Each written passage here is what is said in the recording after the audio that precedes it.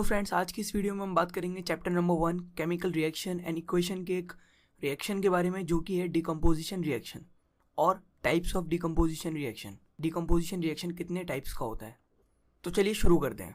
What is decomposition reaction? Decomposition reaction होता क्या है, अब डिफाइन पढ़ते हैं। In this reaction a compound splits into 2 और more substance is called decomposition reaction. Decomposition reaction एक तरीके का रिएक्शन होता है जिसके अंदर एक कंपाउंड जो होता है वो स्प्लिट होता है, यानी कि बढ़ता है 2 या 2 से ज़्यादा सब्सटेंस में। ऐसे रिएक्शन को हम डिकम्पोजिशन रिएक्शन कहते हैं। जैसे कि हम मान लेते हैं ए एक कंपाउंड है जो कि स्प्लिट हो गया, यानी कि बढ़ गया एक केमिकल रिएक्शन के बाद बी और सी में, तो 2 प्रोडक्ट आ गए। वो रिएक्शन जिसमें रिएक्टेंट एक हो और प्रोडक्ट उसके 2 आए, वो रिएक्शन डिकम्पोजिशन रिएक्शन कहलाता है। तो डिकम्पोजिशन रिएक्शन क्या होता है?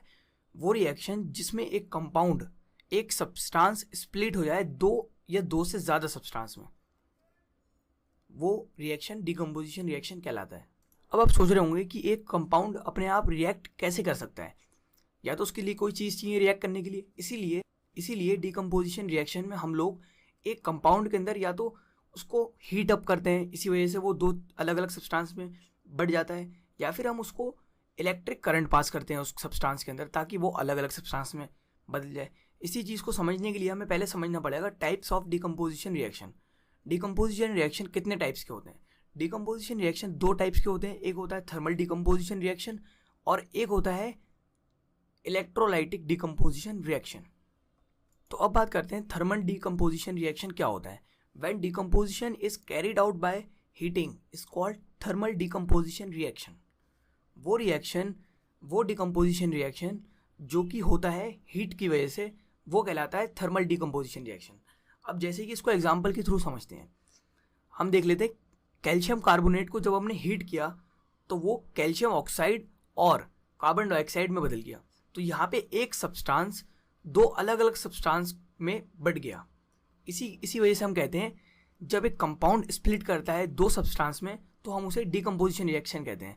तो ये तो बात हो गई थर्मल डिकम्पोजिशन रिएक्शन की। एक बार फिर से बता देता हूँ, थर्मल डिकम्पोजिशन रिएक्शन वो रिएक्शन होता है जिस रिएक्शन में एक कंपाउंड को हम लोग हीट अप करते हैं ताकि वो अलग अलग 2 सब्सटेंस में बदल जाए। ऐसे ही रिएक्शन को हम कहते हैं थर्मल डिकम्पोजिशन रिएक्शन। अब हम लोग बात करते हैं what is electrolytic decomposition reaction. अब डिफाइन पढ़ते हैं। When decomposition is carried out by electric current is called electrolytic decomposition reaction. जब डिकम्पोजिशन इलेक्ट्रिक करंट से हो तो हम उसे इलेक्ट्रोलाइटिक डिकम्पोजिशन रिएक्शन कहते हैं।